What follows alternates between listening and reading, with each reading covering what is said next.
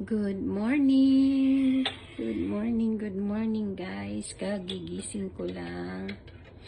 Coffee muna tayo. So, wala yung kasama ko. So, mag-isa ako ngayon dito sa hotel. Coffee. Pero babalik siya later. Siguro mga 10 o'clock. So, for the meantime, ako muna mag-isa dito. Let's have some breakfast. At ang breakfast natin ay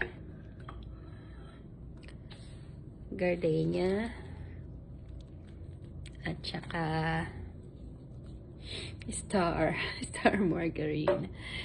So I think maganda naman, looks like maganda naman ang weather sa labas. Kaya lang ayokong lumabas ng walang kasama. So hintayin ko si Mayan. Pagbalik ni Mayan, lalarga na naman kami. So, ang aming itinerary ngayon ay ang Venice Canal ng Pasig at ang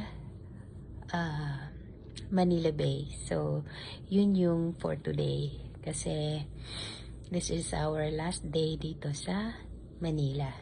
Bye!